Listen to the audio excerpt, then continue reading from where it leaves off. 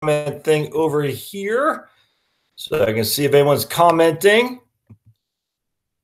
Move that guy like that.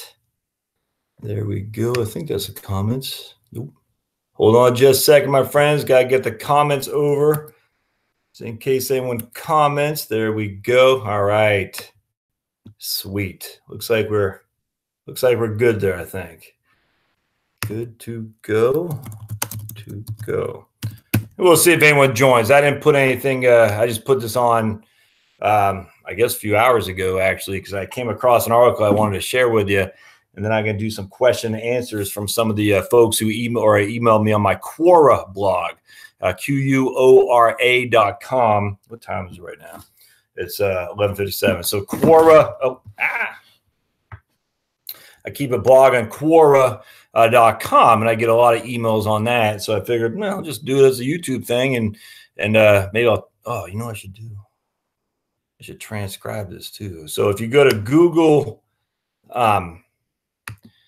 if you go to my man Dave Simon was telling me that on a Google Docs, you can do a thing where it actually transcribes your. If I can get this up here, hold on a second.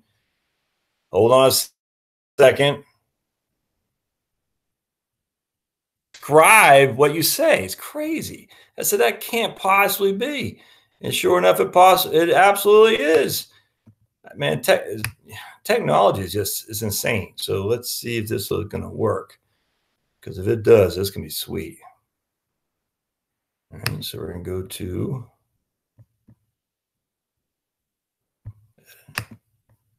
Bear with me just a second, my friends. Let me get this guy out of the way. Can I do anything here? All right, there we go. All right. Got a tools. Let's see if this works. Hit tools.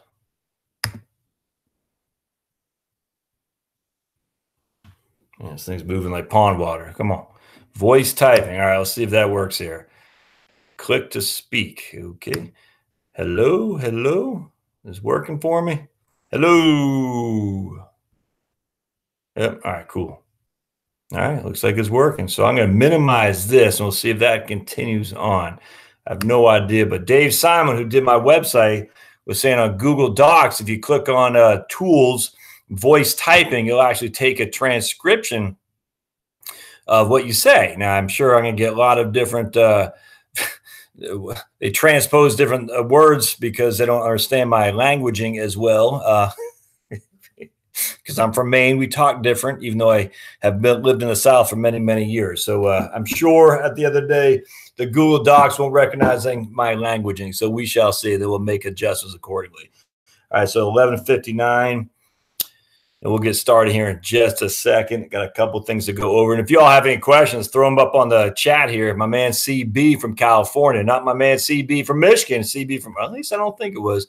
CB from California told me how to get a Google, the chats up here while I got a live thing as well. So that worked real well. And now I can actually see the chat as opposed to just not seeing it before. So if anyone has anything to say, they can actually chat there.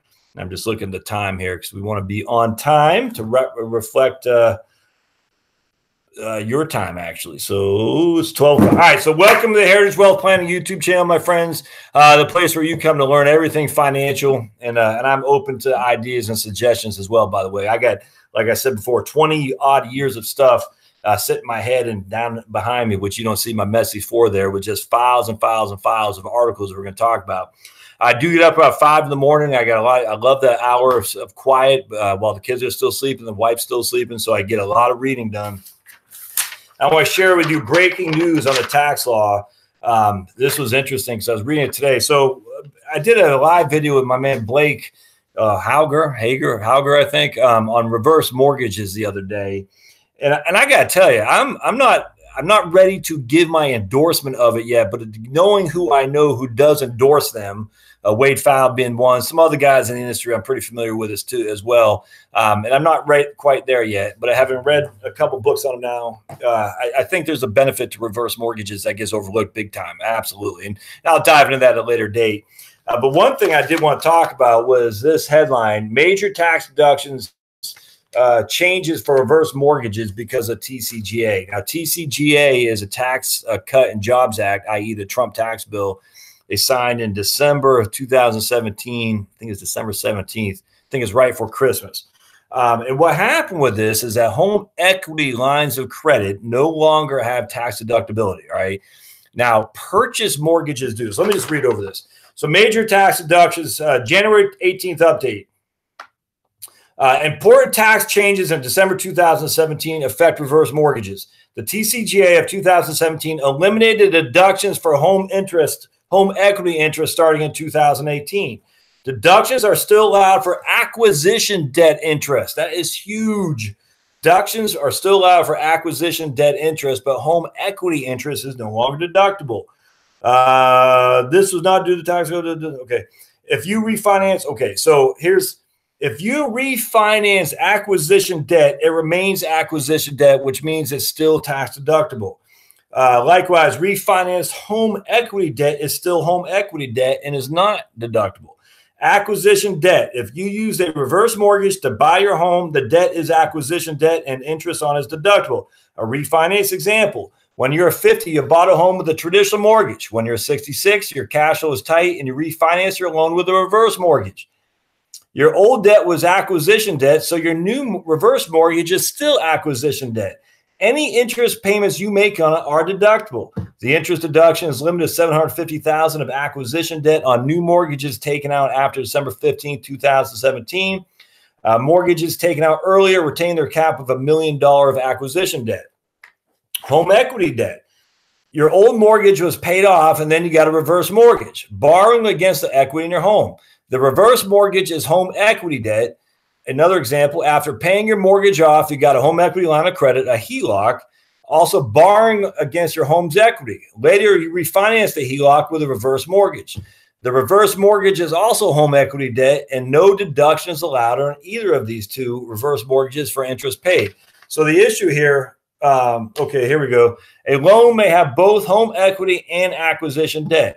A cash out refinance is a common example. Say you bought your home with a traditional mortgage. That's all acquisition debt, all right? So you took a traditional 30-year mortgage. That's acquisition debt, which means it can be deductible up to $750,000 of the cap. After paying it down to $30,000, you refinance it with a reverse mortgage, taking out an additional $10,000 in cash. The initial balance of your reverse mortgage is $40,000. $30,000 of it is acquisition debt, and $10,000 of it is home equity debt. When you make an interest payment, 3/4 of it is acquisition debt and is deductible, and the remaining 1/4 is home equity debt, and starting in 2018 is no longer deductible. Now, if your cash flow is tight, frankly, the idea of deductibility is going to be minimal anyway. So I always think that tax deductions examples get overblown. In fact, one of the things I did not like when I was doing some research on reverse mortgages, the guy was saying these people are in the 30% tax bracket. I said, how are they going to be in the 30% tax bracket, man? They got no income. I mean, they're just, I hate that stuff. And it happens all the time. I mean, it's not just reverse mortgages, but same thing with regular mortgages too. You get to deduct it. And if you got a 25% tax bracket, your deduction is, it's even on financial planners. Like I did with my a study I did on taxes and retirement planning, what you need to know. You're not in a 30 or 7, and this guy was using a 17% across the board effective tax rate, and they're nowhere near that at all. And so because he was using such an inappropriate tax rate, he was essentially making these people go back to work, maybe being greeters at Walmart for $10,000 a year. And it's stupid. You don't need to do that because your taxes aren't 17%, which means you're not having to come up with an extra $10,000 to pay your taxes because you don't have tax to begin with. Just driving up the wall. So the whole point about that is if your income is tight and you're thinking about taking a home equity line of credit or a reverse mortgage, the idea that you're going to have some tax deduction, I find to be frankly mostly silly, but you may. Now, you're not going to deduct taxes on home equity lines of credit anymore. You're just not. So get that through your head that using a home equity line of credit as a source of income in the future, at least in terms of tax deductibility, it's not going to happen. It's just not going to happen. You're not going to be able to write that off. And the same thing with reverse mortgages. Some guys saying, oh, you need a reverse mortgage because you get 50,000 years tax deductible. No, it's not. If it's not acquisition debt, it is not deductible. Acquisition debt is the money you take to the table to close. All right, that's your acquisition. Purchase money is what it's called. And you can use a reverse mortgage to do that. And I'll get into that. Not quite there yet, but I want to run some numbers myself before I go down that road. But so far, what I see, I like, that's for sure. But just remember, when it comes to tax deductibility on mortgage interest, some is and some is not. Home equity lines are not deductible. All right, which means leading my second thing when I go back to my Q&A from Quora. What is better, a IRA or a 403B as a graduate student thinking to start some retirement funds? All right, this goes right back to what I was just saying. How much money does a graduate student make? Let's just say, I don't know, $25,000 a year. I literally don't know, but I don't think teaching assistants, graduate students, I don't think they're making much, maybe $3,000 a month. So if you factor in, you take your trusty calculator, we'll just say for simplicity, they're making $2,500 a month and free room and board. We'll just say that. So we take our trusty calculator, we take $2,500 a month, times that by 12. That means they're making $30,000 a year of income. All right. So now we subtract $12,000 as our standard deduction, and their taxable income is $18,000. And we'll just say they're an effective, we'll say 11% tax bracket times 11%. They're going to pay, and I don't even think they're going to pay that, but they're going to pay all of about $1,500 to $2,000 a year in taxes. All right. Now, what's going to happen is as they get, maybe they get their professorship. I don't even know if they do that anymore, but whatever. Maybe they get a PhD and they go work as a chemist for a Monsanto or Sado. I literally no idea. Either way, maybe they're going to get some graduate degree and it's going to set them up in a big, big future where they're making big bucks. Maybe they're starting their own firm. Maybe they'll be the next George Mitchell, the guy who founded fracking in Texas. I don't know. But at the end of the day, the amount of money they're saving on taxes today is a pittance to the taxes they're going to make, they're going to pay in the future. I do not think an IRA or a 403B, if there's no match on a 403B or even a 401k, is beneficial at all if your tax bracket is low. I do not think it is. In fact, I would say you should not do that, frankly, simply because of lack of liquidity. You can't have access to these funds unless you pay a pretty significant penalty and income tax. And given that you're just starting out with your career as a graduate assistant or even just starting out as an apprentice in a freaking coal mining factory, I don't know, but whatever it is, you're not making that much money. So your taxes are low and you're young. In this case, most graduate students, 30, 20, 28, something like that. So they're not making that much money. Why lock that money up for the pleasure of saving, say, $1,500 in taxes? Now you can say, but I need that $1,500 as income. Well, I get that. And that if you're really running that tight of a ship, you probably should take the tax deduction for sure. I bet, though, if you're getting some kind of room and board or whatever it is, but I bet you probably can go without that extra $1,500 over the course of a year. I mean, we're talking $1,500 divided by 12. Was that $1,200 a month? I mean, $125 a month. If you're, 125 was going to make or break it. I mean, I don't know. I know what it's like to be down there for sure, but man, taking the tax deduction in order to gain an extra $125 a month when you're locking up all your money, and what's going to happen is you're going to pay a heck of a lot more taxes in the future. It's just not beneficial at all. Now, if your 403B or 401k provider offers you a match, by all means, take it. But man, I would not do an IRA to save my life. I'd do a Roth, if anything, because a Roth, I have access to my principal. But I just don't think you should do an IRA when your income is low. I just don't see the benefit of that whatsoever. You're deferring low taxes today to pay a heck of a lot more tax in the future. Don't do that. So let's go back. Here's another one. Should I take a pay cut to work a government job with a pension and that is union? And I'm 26 years old. So I got a couple questions for younger folks here today. My mom always wanted me to go to the Merchant Marine Academy. She wanted me to be a merchant marine. And the reason was because of benefits. And I always said, what? And now I know people go to the Merchant Marines are doing well and they're loving it. I know that for a fact. Going to the Merchant Marine Academy is absolutely a wonderful thing to do if you're interested in that stuff.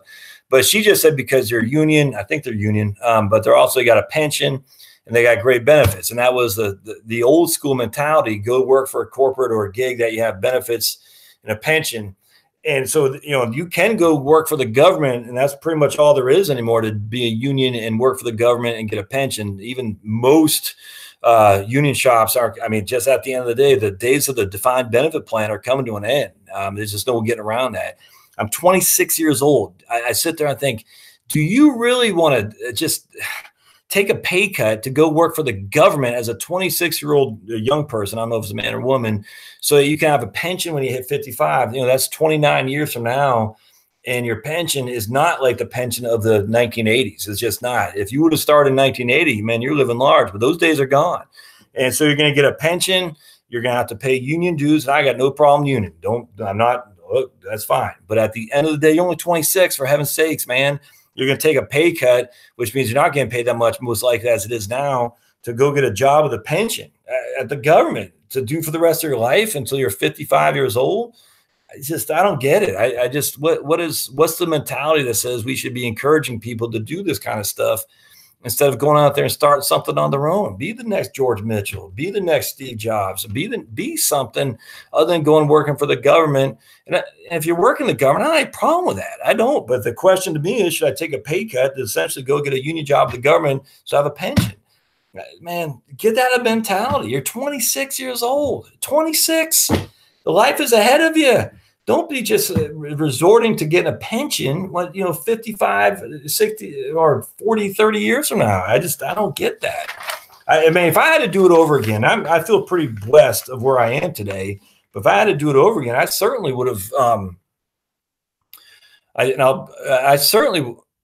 If I had to do this all over again, I certainly would have said I need to start something I liked when I was younger, as opposed to just taking a job right out of the gate. Because that's what you were trained to back in the late 80s, early 90s. Just take the first job you can so you can land something to build your way up into a corporate environment. Those days are just going away. Automation, first and foremost, AI, automatic, a lot of these jobs are not going to be there 10, 15, 20 years from now. If I'm 26, I'm certainly not going working for the government so I can have a pension. I might go work for the government. That's fine. I got no problem with that. But the pension idea in of itself isn't what's going to make or break me. It's the idea of I'm doing what I like. Here's a question. Is it best to withdraw from an IRA before taking Social Security? I'll get to your question here in just a second. Is it best to withdraw from IRA before taking Social Security? If you've been following my YouTube channel, you know what I'm going to say. Yes, absolutely. Don't take Social Security. If you have an IRA and you have Social Security, the two things are competing against each other in terms of tax, man. I just did the first of my 50-part series on tax planning in various states. I just did Alabama. And still have my notes right here. If you have $40,000 in Social Security and $20,000 in IRA distributions and you live in Alabama, all right, you're going to pay $534 in taxes. That's it. None to the feds and $534 to the state of Alabama. And it's only based on that $20,000 of your IRA distributions. So $40,000 Social Security, $20,000 IRA distributions, you pay $534 in taxes total.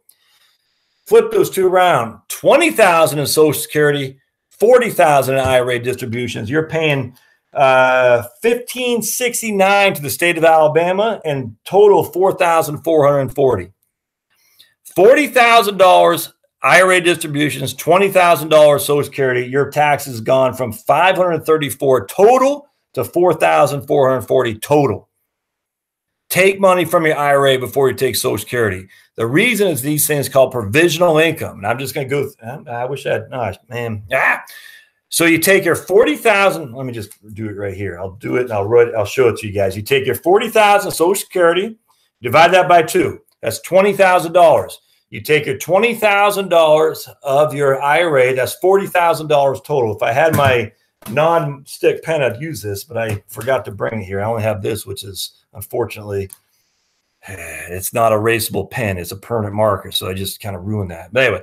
So you take your $40,000 Social Security, your $20,000 IRA.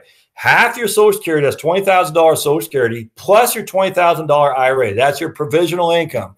Your provisional income is $40,000. If you're married filing jointly, 0 to $32,000 is not taxed at all.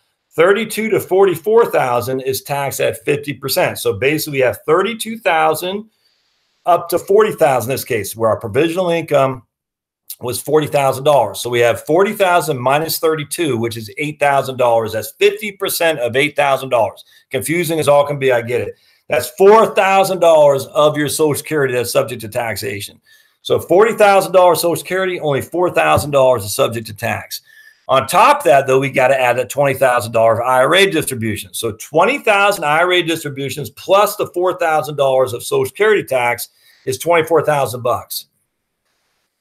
How much of that is tax? Nothing. Why? Because we have $24,000 of standard deductions if we're under the age of 65, or we have $26,600 of standard deductions if we're over the age of 65, 64. So if we're 65 or above, our standard deductions are above our taxable income, which means we have our adjusted gross income, which means we have no taxable income for the feds. Now in Alabama, it's a little bit different, but still it's only $534.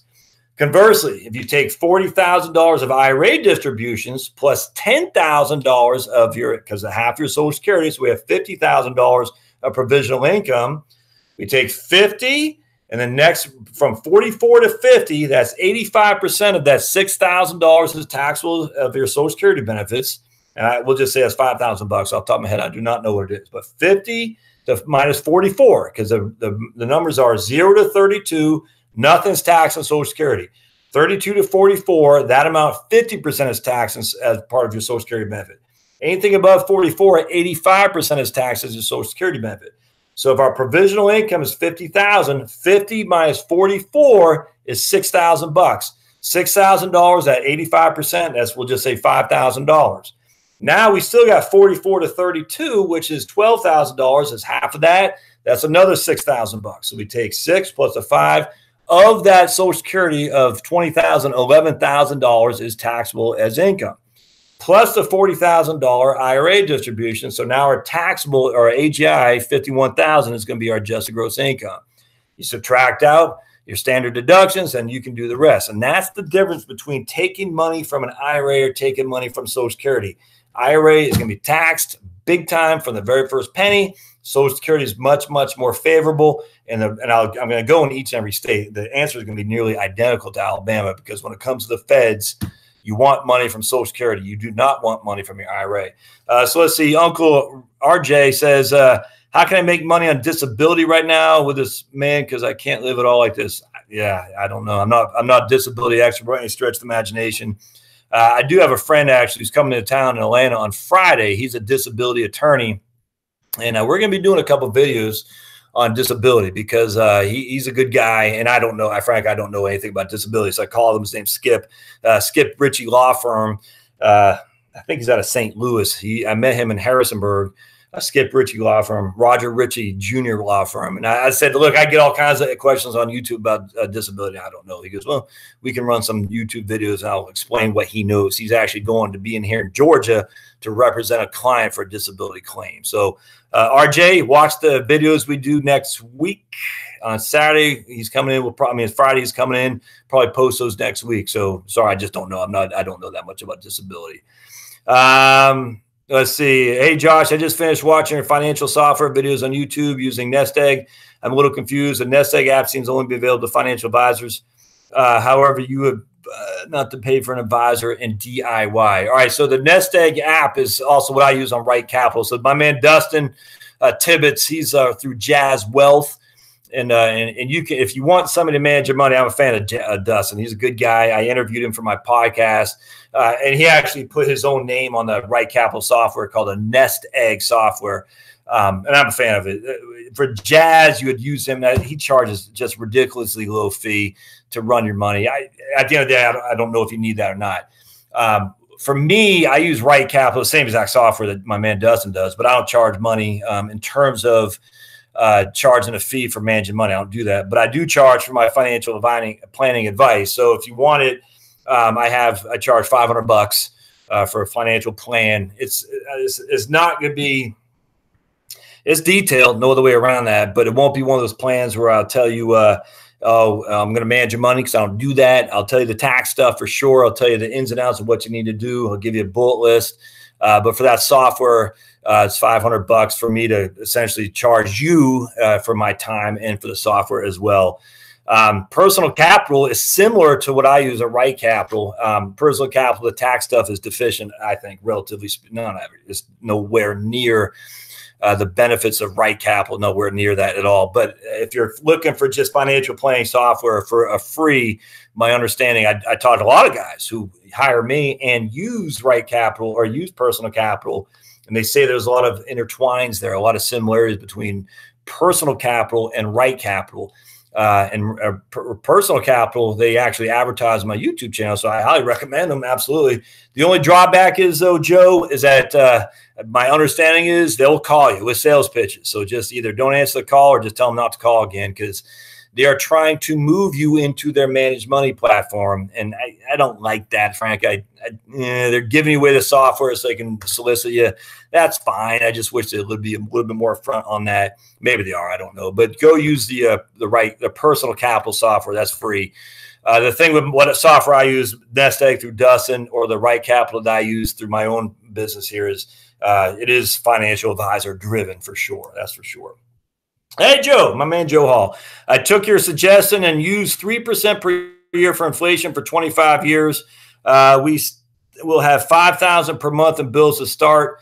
After 25 years, my bills will be $10,420 per month. Yeah, that's let's see. After 20, yeah, that's about right, Joe. It's you take the rule of 72, you divide 72 by 3%. And every 24 years in that regard, it's going to double. So in this case, you're spot on. So basically what this means is, for simplicity, how long will it take my X to double with this amount of interest? And you simply say, my interest rate is 3%. I take 72 and I divide by 3, and it'll double in 24 years. If your interest rate is 7%, you take 72, divide by 7, and you're going to get your money will double every 10 years roughly. And if your interest rate is 10%, you take 72 and divide by 10, and your money will double in 7.2% in 7.2 years. So that's the rule of 72. It's a wonderful, wonderful mechanism in your head. So again, for 3 years, or for 3%, what costs you $10,000 today will cost you $20,000 in 24 years, to be precise. So that's spot on, Joe Hall. What about advice for how to use Vanguard to manage my wife's 403B? Would that be? Oh, yeah, absolutely. So Joe Michael says, what about advice to use Vanguard to essentially self-direct their own accounts? Absolutely. I'd tell you exactly what you should do. Now, it's up to you to do it, but I'm working with a person right now, and she's emailed me back her things with Vanguard, trying to move some money from point A to point B. She paid me the $500. Works like a charm. I said, this is what you should do. It's up to her to do it. And she's using Vanguard to get that done. And, I like Vanguard, but that doesn't mean you have to. But, and she called Vanguard. Vanguard is very helpful. Vanguard says, in order to move from point A to point B, we just got to make sure that we can hold your account. So if you have some crappy old fund that no one has anymore, you might need to liquidate that before you bring it over to Vanguard, because Vanguard won't hold it. And that's, she emailed me, what do you think? I said, I'd liquidate it. You're going to pay a little bit of capital gains, but man, it's worth doing it. So to answer your question, Joe Michaels, absolutely. I'll tell you without question about that for sure. That's part of my fee, is say, hey, this is what you should do. What about, okay, you got it, Joe. Right on. And then Joe Hall, we got Joe Michaels and Joe Hall says, thanks. You got to hope that made sense what I just said, Joe Hall and Joe Michaels too. All right, what are key? I'm getting a lot of millennial questions here today. What are key things to know about a 401k and its importance to a millennial? I'm telling you, the best thing about a 401k, right on, Joe Michaels, Joe Hall and Joe Michaels, you guys, thanks. Oh, do y'all see this? That's my Minute Moose shirt up in Maine, because we're big on moose. And then we got the Patriots Minute Moose shirt. And I didn't watch, but my understanding is the Pats are sucking wind this year so far. Maybe Brady is getting old. I don't know, but that's not good at Pats losing to the Lions, for heaven's sake. Oh, but you all see Army took Oklahoma to OT. Again, I don't watch any of this, but I enjoy watching Army. Man, is there anything better than a triple option or 3 yards in a cloud of dust with a wishbone or something like that? That's what I miss. If football would get back to actually run the ball sometimes. Oh, man, I wish they'd do that. I miss that. 3 yards in a cloud of dust, man. That is football. That's where the offensive line and the defense line meet head to head, and they just battle. That's football of the old days. I wish they'd bring that back. Now it's just I hate it. Anyway, key things to know about a millennial for 401k. You can borrow against it. I'm telling you, all these financial advisors say never borrow against your 401k. No, it's crazy talk. I'm talking to a guy today, and they're going to retire in about 18 months or so, but if you got credit card debt and you got 401k, why and on God's green earth would you not borrow from your 401k to pay your credit card? I actually modeled that in this book, and I show you that you can increase your net worth by doing that. Now, it depends on what interest rate you expect to get in the market, what interest rate you're getting on your credit card. But for heaven's sake, if you have a 401k and you have $50,000 in there, you can borrow $25,000. If you have a 401k with $100,000 in there, you can borrow $50,000. If you got a 401k with $1 million in there, you can borrow $50,000. That's it. You can't borrow more than $50,000 bucks. But let's just say at a $500,000 401k, this is going back to millennials. I'll tell you what I mean here. $500,000 401k, you got $50,000 in credit card debt at 10% interest.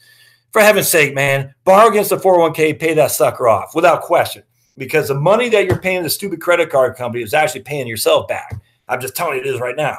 Now, what will happen if you quit your job in 18 months like this guy's going to do? Well, that's the wrong answer, because you're going to have to pay taxes and you have to pay a penalty because you're under 59.5. If you're not under 59.5, it still might be worth it, because in that case, you only have to pay income tax. I'm not ready to go there yet without knowing more specifics on this guy's situation. But if you're going to stay at your job and you're paying 10% to Wells Fargo, for heaven forbid, who put you in there when you even know you're getting a credit card, because that's how they did their business. And you see how Wells Fargo is laying off all these people.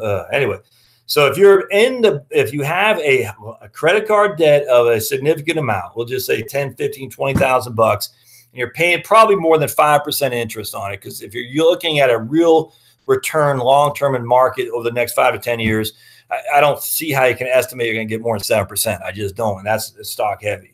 If you're in bonds, for heaven's sake, I guarantee you're not making more than 7%. There's just a way, unless you're taking real risky bonds, real junk bonds, then you might as well just be in stocks. All right. So in this case, if you got a 401k is paying more than 5% interest, and you got equity in your 401k, and you got a credit card that's paying more than 5% interest, take that sucker out, borrow against it. You're going to pay. It's going to be, your amortization schedule is going to be 120 months or 5 years. And you can quickly calculate it. Your loan will be 4.5%, probably 5%, whatever your company charges. They might charge you a $100 processing fee, and that's it. It is not taxable to you as income distributions. It's not. When you get the money, you do not get a tax form. How do I know? Because I've done this a million times a Sunday.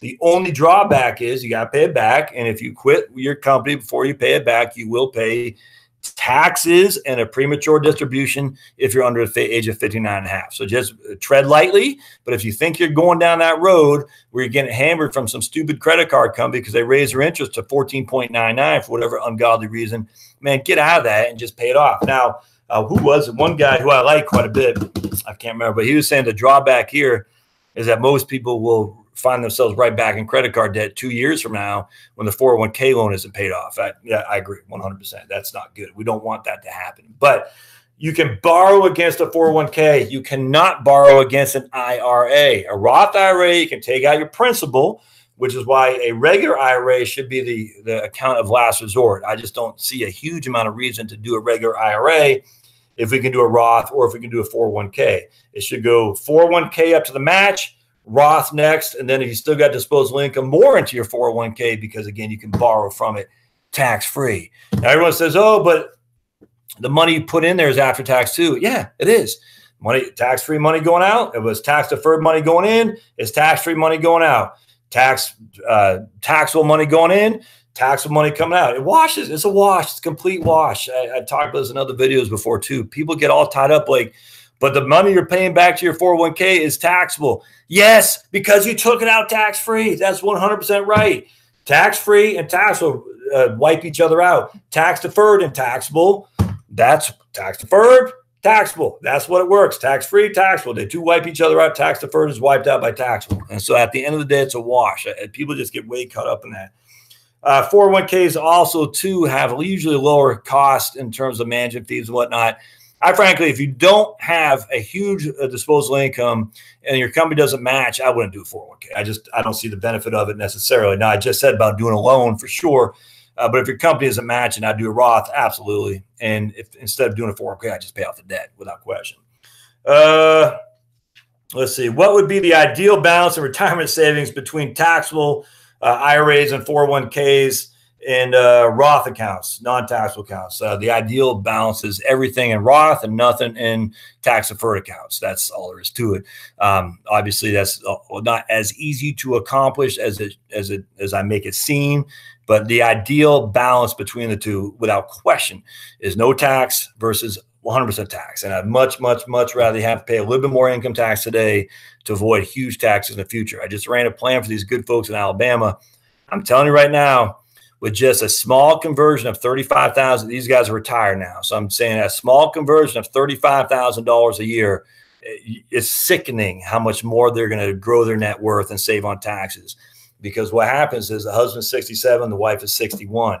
That 6 years difference, my friends, is huge when it comes to back end of how much he's going to get killed tax-wise, her Medicare premiums and her Social Security taxes, on top of her capital gains and dividend interest that she's going to get too. Those four things right there, that's the widow's tax trap. Higher tax bracket, higher Social Security taxes, higher Medicare premiums, taxes on ordinary income, taxes on dividends, and tax on capital gains. All that stuff was not going to happen if she was married, filing jointly still, or if she had everything in a Roth IRA. It's just not. But the facts are, when we're trained to defer, don't touch our accounts until we're forced to. It's just bad advice, horrible advice, I would say. In fact, I think it's the point of being silly.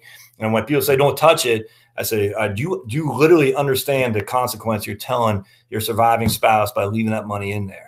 Now, if you're not married, it might be a little bit different story. I get that. But at the end of the day, you're still going to have mass RMDs, required distributions, when you hit 80, 81, 82. And you can say, I don't need the money. I've heard that a million times on Sunday. Don't care. The IRS needs it more, and they're going to get it. So start moving money from your traditional account to your Roth as quick as you possibly can. Yeah, it's going to cost a little bit more tax today. Yes, there's no guarantee they'll pay off in the long run, but it's going to most likely. Would I rather have a Republican or a Democrat as a financial advisor? Frankly, don't care. I want someone who listens to me. And all right, so this is why I want to answer this question. I lean Republican for sure. But I'm small government, and Republicans have relying on Republicans to reduce the size of government is like waiting for. I hope no kids are watching. It's like waiting for Santa Claus to come. It ain't gonna happen. It's embarrassing, actually. They talk a big game when it comes to reducing the size of government, and that doesn't happen. And they all say, if we only had this, if we only had that, it just, the government doesn't have enough money to support itself, and yet we keep spending and spending and spending. And at some point, that bill is going to have to be paid. There's no getting around that. At the end of the day, I like capitalism, and so Republicans typically are more capitalistic. I even question that to some degree anymore, because big business dominates the political greasing. There's no other way around that. And big business is bipartisan, Democrats and Republicans. And frankly, I'd rather have a local guy than some corporation being funded with lobbyings in D.C. That's just me. I mean, at the end of the day, I like the local, like a community. Buy from, I do believe in buy local. I absolutely do. Now, it's not all the time beneficial, and I get that. You got to do what you got to do for your own. But the idea the Republicans are better for business, it's just, there's no validity to that. Generally speaking, Republicans are better for small business because they have, generally speaking, less regulatory environment. But it's not because the small business guys are at their ear. It's the big companies lobbying them, just like big companies lobby Democrats. And so I miss the old Democrats. Let's put it that way. The old Democrats, I wish they'd come back. I don't think they'll ever come back. The old school Democrats have a lot more just taking care of the little man. And those days are gone. It's too bad, actually. Now, what I would say is, at the end of the day, you got to have someone who listens to you. And what that means is, you talk to some guy or lady and they start saying how smart they are. They have a CFP. They're so cool. Look, I've been written up and forward, blah, blah, blah. I don't give two craps about that. I care about me. I'm in here to talk to me about me. Fool, I'm not here to talk about you. I'm here to talk about me. I'll be the judge of whether you're smart or not just by the fact you ask me questions. So if I'm going up to a financial advisor and he goes, I'm a Bernie Sanders supporter, I'm a Trumpster, I don't care. I want to say, how are you going to help me? You're going to help me by listening to what I'm trying to accomplish. I mean, my goodness. And if you're more inclined that someone who's political philosophy is going to listen to you better, that's fine. But I'll take a Bernie Sanders supporter any day of the week if he listens to me. He wants to know what I'm talking about, wants to know what I feel about what I'm trying to accomplish. I'll take that guy any day of the week over some, Paul Ryan guy who just tells you how smart he is, and just ask him. So I don't think it matters. I think it matters when you're hiring a financial advisor. First thing they should say is, what brings you in? Tell me about yourself. What can I do for you? What has happened where you are here? I mean, they need to be asking you these questions. Now, I will tell you, if they're talking to you and the phone rings, they pick it up, they're gone. If they look at you, they talk to you, the phone rings, they're looking at it, gone. If they're talking to you and they say, oh, blah, blah, blah, blah, gone. That's rude. It's absolutely drives me crazy. So All right. So if you have 20,000 from your previous employer 401k, what would be the best option? Bring it to a new job 401k, put it into an IRA, or find another investment, put it into your new 401k, bar none. Don't forget the 401k, as I just said, is you can borrow against it. You cannot against an IRA. And I know people say don't borrow against it, but things happen, my friends. If you have 20,000 in your IRA and 20,000 in your 401k, the max you can borrow in that case is 10,000 bucks. If you have 40,000 in your 401k, the max you can borrow is 20,000 bucks. That's just all there is to it. So you want it to have it in your 401k, and ultimately 401k is just gonna be a little bit cheaper too when it comes to cost of your investments in your employment plan, because they're institutional shares. IRAs, like Vanguard, to be in their Admiral shares, used to have 100,000 bucks. They lowered that to $10,000. I think I know why, because I think they did not allow a lot of their competitors to hold Vanguard Admiral shares on their platform. So at USAA, for instance, we couldn't hold Vanguard Admiral shares. It had to be held at Vanguard, and that wasn't cool. An open architecture, Vanguard should have known better. I think they since got rid of that because that was bad. But at the end of the day, I'm still at the difference between Vanguard Admiral and Vanguard Individual. And because Vanguard is so doggone cheap, it's not much, but there is a difference in fees. That's a fact. And so 401ks will give you the equivalent of the Admiral shares, where individual IRAs will give you the equivalent of the individual shares. It would be more expensive. And again, going back to, you can borrow against your loan too. Make sure. Okay, good. Let's see. What are some of the best ways to save for retirement by making less than $50,000 a year? So if you're making less than $50,000 a year, the best way to save for retirement is just, remember that you're not paying that much in taxes. You're just not. So if you're married, filing jointly, making $50,000 a year, you only have taxable income at the most of $26,000 bucks. That's it, because you take your $24,000 standard deduction. And if you're over 65, your taxable income at the most is $23,400, I believe. 26,600 minus 50 is 23,400. So if you're married filing jointly and you're only making $50,000 a year, you got to remember a couple of things. So in that case, you're not paying that much in taxes. And I would argue with some people that say, well, you need $1 million bucks or whatever. If you're getting by on $50,000 a year, let's just say that for an example, you got to think about a couple of things going on. You're paying FICA, all right? So that's 7.65. So you're losing 7.65 to FICA. Right out of the gate, that's 7.65%. So you're losing almost $4,000 a year to taxes just from your OASDI disability, Social Security, old age and social disability insurance. So you're losing $4,000 a year right there. It drops it down to $46,000. You're losing another 12% a year in income taxes. So 50,000 minus 12%. That's another 4 or 5. So you're losing basically 10,000 a year in taxes alone. None of that necessarily would be taxable to you when you retire. And the reason for that is because your Social Security is not taxed very, very favorably relative to ordinary income, for sure. That's just a fact. And so right out of the gate, you're going to gain back 20% of what you lost in taxes because of not working. So you're not going to pay FICA, and your income taxes are gone too. Now we're not even talking about the state. In Georgia, once you hit the age of 65, essentially you don't have any taxes unless you're making over $65,000 a year in income. All right. So if you're single, $65,000 a year, or married, $130,000 a year, you got no taxes, none whatsoever. And so it's fantastic. But if you're a working stiff, as this kid is in Georgia, you're paying a pretty significant state income tax. I think it's 5.5 to 6%, something like that. So then you factor in your state income tax is gone. So your FICA is gone, your state income tax is gone, and then your federal income tax is gone as well. Secondly, you're not spending time commuting. All right. You're not in the, driving down 400 where you want to kill yourself because there's traffic no matter what time of day, no matter what day it is. Like you're on 66 in DC, you're just sitting in traffic. It's just wasting all that gas, wasting all that time. And on top of that, hopefully you make your own food. Hopefully you don't buy a Starbucks on the way to work and all that. But your spending is going to be a whole lot less simply because you're not commuting and because you're not in the office and all that stuff. You're not eating out as much, presumably. I mean, I'm just saying that. Ideally, you're not. And so your spending, your consumption is going to go down as well. So the idea that when you're living off 50,000, any amount of money, you're going to spend less simply because you're not going to pay FICA. That's a big tax that gets overlooked. Now, we are going to have to pay Medicare supplement, Medicare premiums. So you can't avoid that. You are going to have to pay some Medicare Part B, $130,000 $134 a month. Medicare Part D at $34 a month. So that's $168 right there, right out of the gate once you hit 65. And then if you're going to have Medicare supplemental policies, the range is about $100 to $200 depending on what state you live in. But you could do the Medicare Advantage where you're not paying anything. But we don't get into that here today. But you are going to have some offsetting cost for the not paying FICA and all that. I mean, you're not paying the FICA, but you are going to pay your Medicare premiums for sure. So that could be a wash. But at the end of the day, what I want to encourage people is not to get too wrapped up. I'm only making $50,000 a year, and this Grant Cardone guy, whoever the hell that is, says I need $10 million. It's crazy. You don't need $10 million. You just got to say, if I need $40,000 or $30,000 a year in retirement, and I'm making $50,000. So remember, Social Security, FICA is the taxes you're paying to cover your Social Security. So if I'm making $50,000 a year, what we do is we got to look at our bend points. So let me just real quick go over how this works. I'm making $50,000 a year.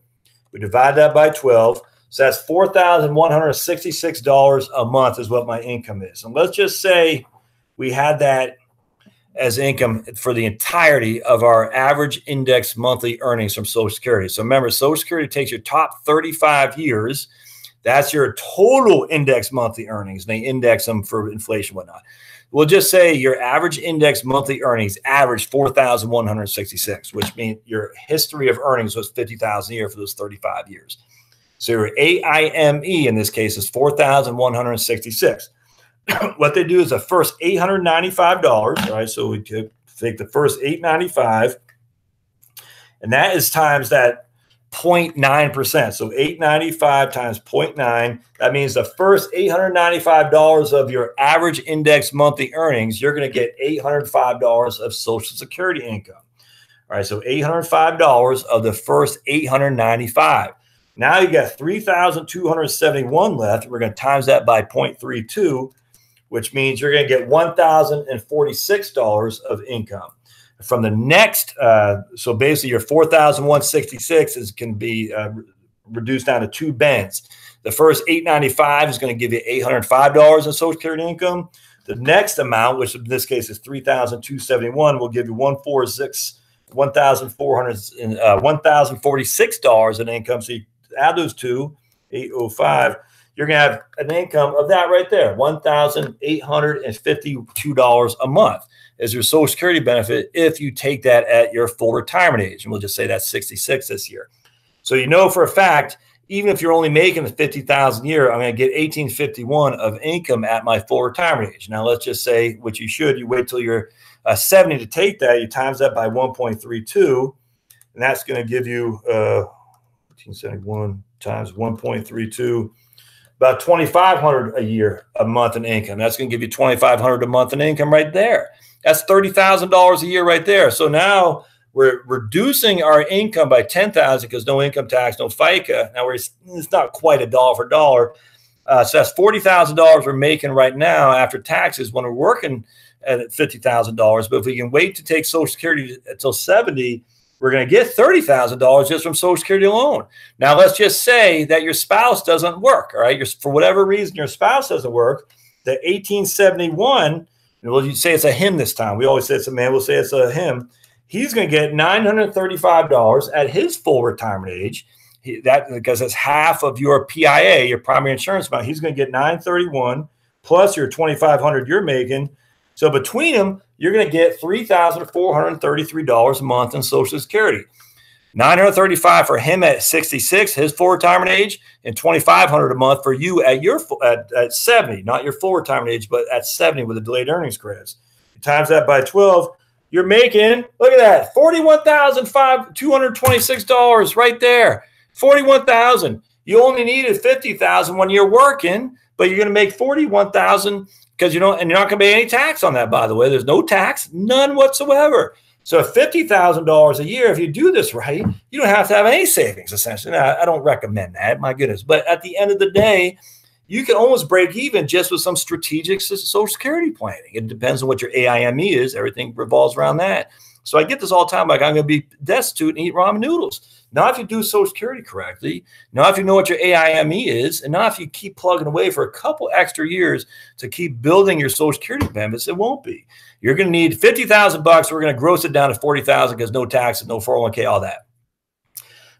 Right there, I just showed you. With Social Security, if you play it right, you're going to have $41,226 a year in income. Done. With cost of living adjustments, tax-free, by the way. Why is Social Security tax-free? Because we already talked about provisional income taxation in this video right here. And if all your income's from Social Security, my friends, you're not paying any taxes. That's all there's to it. All right, so Joe asks, what about if you retire at 55 and have 10 years until Medicare? Is there a tax advantage accounts to contribute toward now to plan for the future medical costs?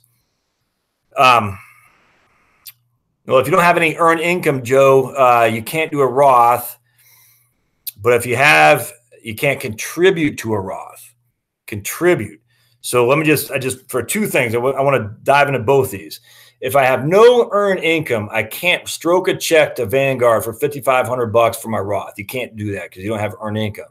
Say Jane Michaels is still working with earned income and you're not working. Well, you can absolutely still contribute to your Roth. Income is contingent on how much you make. I think it's like $195,000 or something. That's crazy. But anyway, if there is earned income, it doesn't have to be your earned income. It can be for your spouse's earned income where you can contribute to your Roth. Sorry, I just burped. Let me take a drink of water here real quick.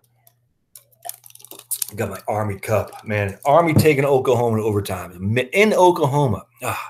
Bring back the triple option. All right. Bring back the wishbone.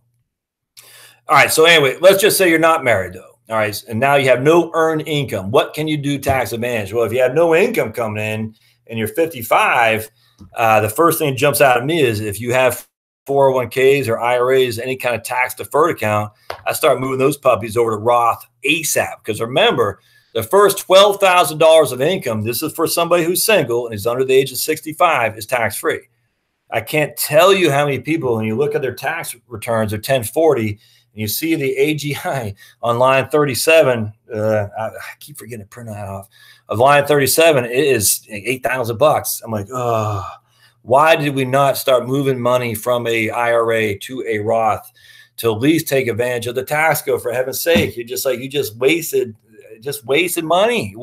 So take advantage of the tax code.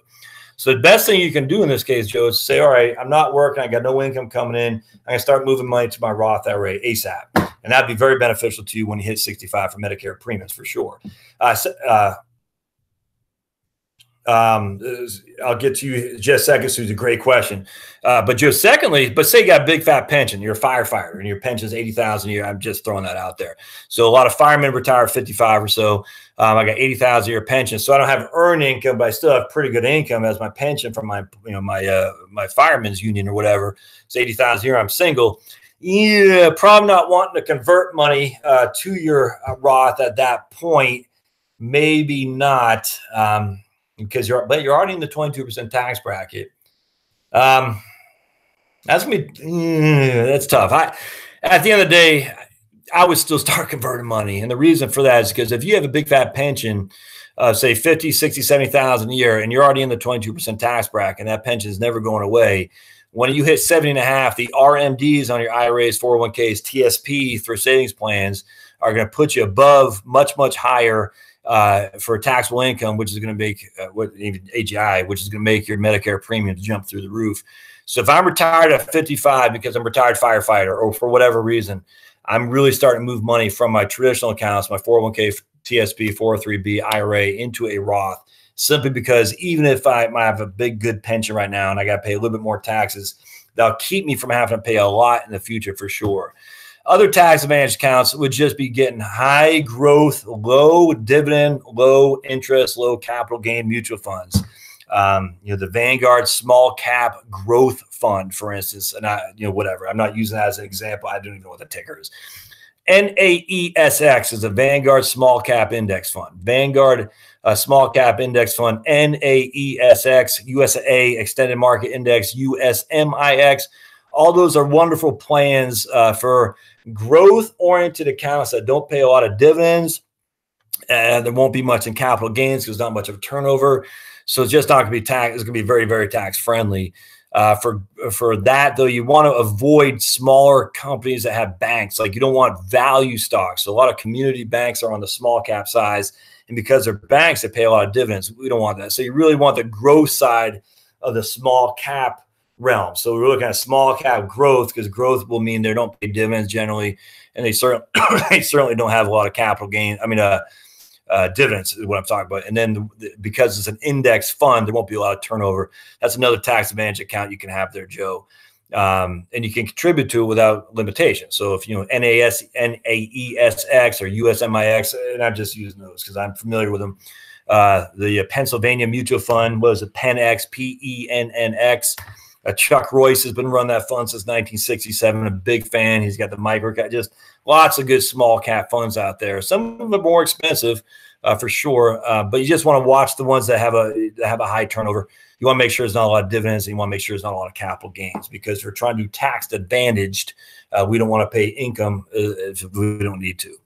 Hope that helps. All right. So Susie says, can I split a rolled over IRA into a Roth over 2 years? Absolutely. Now, a couple of things, Susie, be advised, there was a couple rules. So back in 97, when Clinton signed the Roth IRA bill, an old Republican senator named Bill Roth out of Delaware, it was the sponsor of it, they gave you 4 years. So you could roll over $100,000 and you could basically pay taxes on $25,000 for the next 4 years, which is pretty sweet. I did that, as a matter of fact. I didn't have $100,000 bucks, but I remember you could do that over 4 years. It was a pain in the butt trying to remember that. I just, oh man, what a nightmare.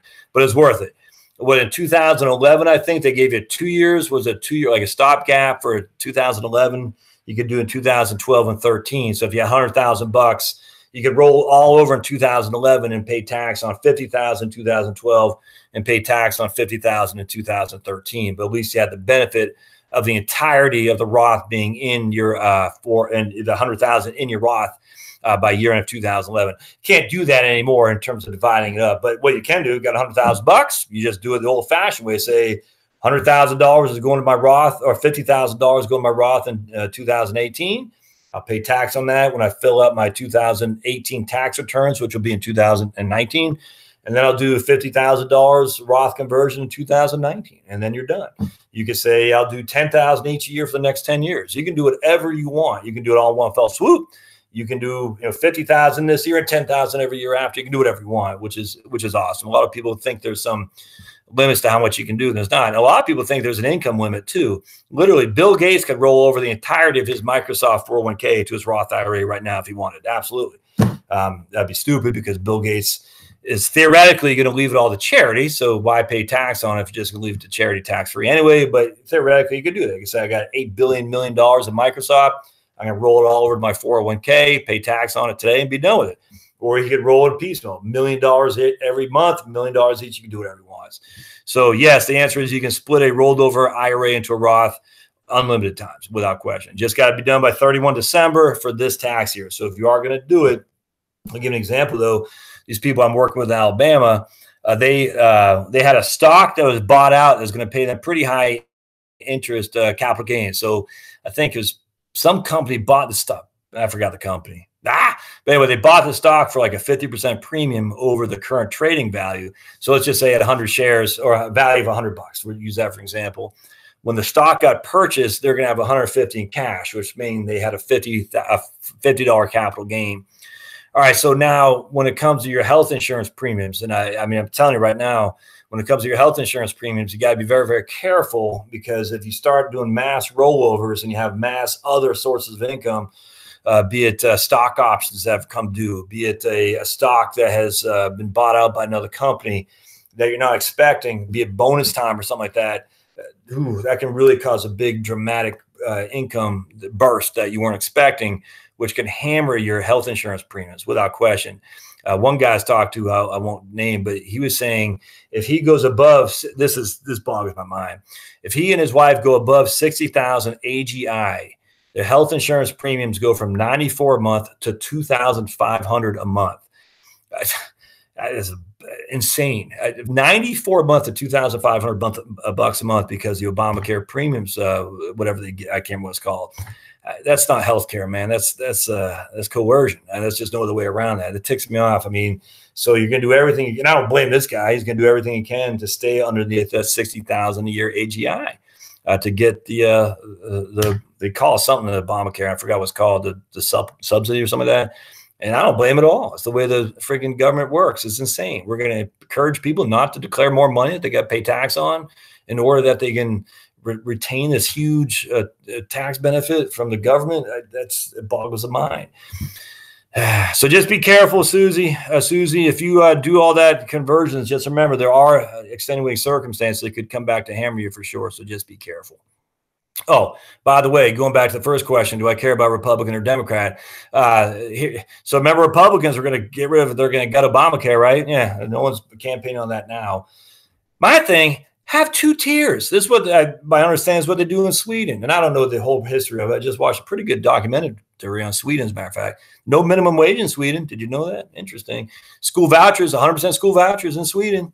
Everyone can get a school voucher. Pretty interesting as well. So for all those who think Sweden's a socialist utopia, not necessarily. Their Consumer Protection Board is a lot more liberal in the old days, liberal, where they let people be free than the United States. So this guy's trying to make this product that when you ride your bike is like an airbag from when you're riding your bike or your motorcycle, and it immediately pops up so you don't kill yourself by hitting your head on the ground. And Sweden is ready to rock and roll, but they can't bring it to the United States. You know why? Because we mandate it's got to have a chin strap. Chin strap, United States. So Sweden's more liberal in terms of letting that product come to market, but Sweden's a tiny country. The consumer demand is here, and you can't make it come to market. And he says we can't put the chin strap on to bring the product to market because the product won't work with the chin strap on. But in America, our Consumer Protection Board wants to protect us so much that we're saying if you're on a motorcycle, we'd rather you not have that wonderful piece of equipment because we mandate a chin strap. So the idea that Sweden's a socialist utopia from a libertarian perspective, for me, it's not. Sweden actually is a lot more free market in some ways than I would have thought. I thought that's pretty interesting, actually. Can't remember what I brought. Oh, but anyway, the 2-tier system. If you need health care, the government, I got no problem at all. This is the old social democrat of me from my raising, where my mom was big on unions, big on protection. I get all that. The social democrat of me says you got to protect those who can't protect themselves. So if you got pre-existing conditions, there should be no. Susie says, can you open a Roth IRA with pension payouts? Not if you don't have earned income. You can only open a Roth with earned income. So now it doesn't matter from where the money comes from to open the Roth. It just matters that you have earned income. So if I gave you $10,000, could you use that to open a Roth? Well, you could use it to something, $5,500. Yes, as long as you have $5,500 of earned income. Anyway, so we need a healthcare system that says take care of those who can't take care of themselves and let the other, like me, have catastrophic coverage. I don't get why we can't do that. The healthcare costs are crazy. It's crazy. $2,500 a month. It boggles the mind. All right.